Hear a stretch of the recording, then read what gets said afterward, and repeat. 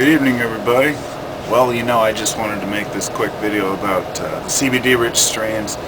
I've been Googling the Harlequin Tsunami to try to get more information about this particular strain. And every time I do, I come up with all my own videos. And I found one and I thought, oh, this is interesting. Oh, it's fine. And there's me and Angie Lupus Life, who is another CBD grower who's growing the Harle-Sue that I know of, and a few other people. Here in Portland, there are a handful of folks who have it. I would like to say thank you, third party, to Primo, who I got the cutting from through Traveler and brought it to me so I could begin to grow this wonderful CBD-rich strain. And I have a bowl of it loaded right here, and I'm actually going to smoke it. And it's not going to get me stoned. It has a phenomenal flavor. It's old school. Very spicy, rich. It's easy to grow. It gets very lanky, but it's easy to grow. And I just wanted to read a couple of little things here. For people who aren't familiar with CBD, I'll start off with just this little thing.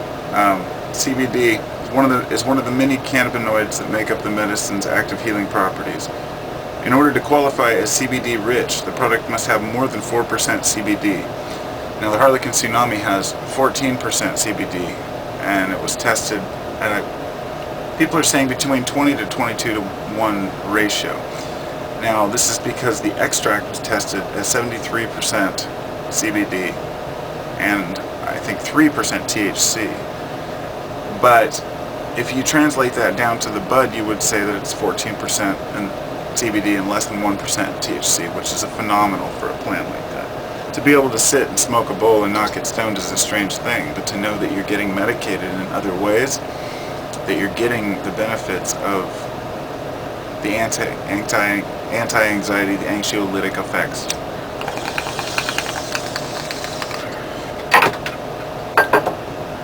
So yeah, it has to qualify to have at least 4% to qualify.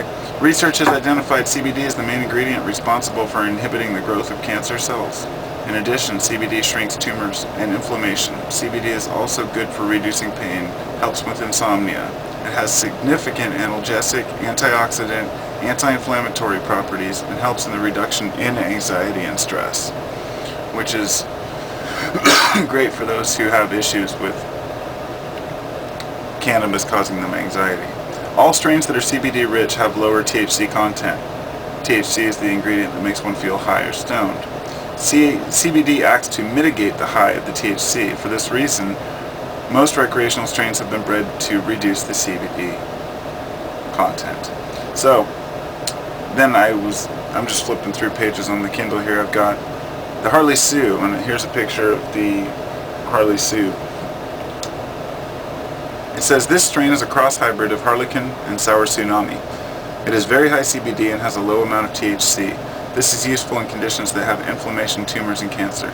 CBD inhibits the growth of cancer cells. It is also good for pain relief, nausea, and appetite stimulation. It also helps with relieving stress and raising the person's energy level. It is potent healing medicine. This strain has 9.4% CBD and 6.7% THC. So that's more of a kind of a 2-to-1 ratio, or maybe more like a 3-to-2 ratio or something like that.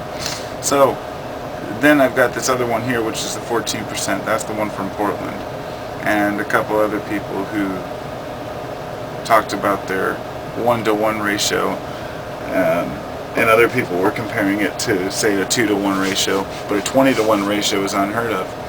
The reason why this is such a phenomenal thing is because you're packing as much CBD in as you can while eliminating THC altogether. What this does is allows you to back blend, so to speak, your own herb. And I actually have, I think it's over here. Last night I took a pound of Crystallica and I set it out, or I set it in the freezer, and then I pulled it out and I made myself some just keef hash, right? The wonderful thing about this is that I can use this keef hash to more or less, there we go, keeps getting stuck in the thing, break it in half. This is perfect hash. This stuff burns better than some of the best hash I've had, just because it was sifted perfectly through the right micron screen and everything. So I can take a little bit of this hash and put it on the CBD bowl if I want to get high. And I'm still getting my CBD. I don't understand, there's people who want to blend a 50-50 ratio. I think that's great. So growing the CBD strains are great, and being able to add hash to it, to adjust the buzz.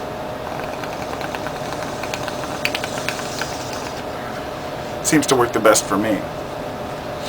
This all started about a year ago when a friend of mine brought over some seeds. He had some Crystallica, which is high THC, and then he had some Blueblood. And the Blueblood it's a blueberry OG cross, which is considered, I believe a lot of them tested about, a 3-to-2 ratio or something, maybe like 15% THC and 10% CBD. So, I guess that's a 3-2 ratio, right? And it's a good blend. The first time I harvested it, I smoked some and I thought, this is different. And up to that point, I had been smoking for 22 years or whatever, 23 years, just smoking THC pot. And of course, a lot of CBD weed would come in, but we knew nothing about it, and I didn't know which was which. But when I actually started paying attention, I noticed the difference. I analyzed it, and I thought, okay, how much of this am I creating in my own head? So I went through this for a period of months, 4 or 5 months of smoking one type one day and a different type another day, because I know that people can convince themselves, oh yeah, this is much better weed, or this is much different, just, the way the brain plays tricks on us. So you have to experiment over time. And I did concur and conclude completely that smoking higher CBD tends to give you a buzz that is more enjoyable, as far as it makes things fun and interesting. Like you remember weed used to, maybe you have some nostalgic thought about weed when you were a kid, like, man, I remember it used to make us laugh and have fun and want to do things, and now I'm just like, ugh.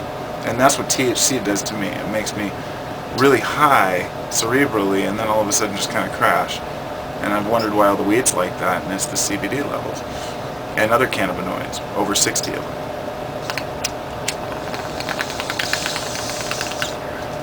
So to the connoisseur smoker, we're going to start tailoring these cannabinoids, because when people say it's either CBD or THC, that's not true either, because there's so many different types of weed, so many different lengths of highs, so many different ways that it affects us that we don't understand.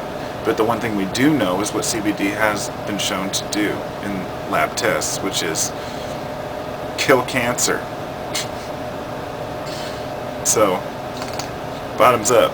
Yeah, you're probably better off eating it in large quantities to get that type of effect. But the point being that, if you're trying to kill cancer you already have, sure, you're going to want to eat a lot of it and consume a lot. But the anxiolytic effects, the antidepressant qualities, and the fact that it, promotes cancer cells to kill themselves is enough to make anybody want to consume it. And the cannabis that I'm smoking here, besides the hash that I put on it, would be safe to bake directly into a batch of brownies and give to a child. And that to me is an amazing thing. I've heard the stories.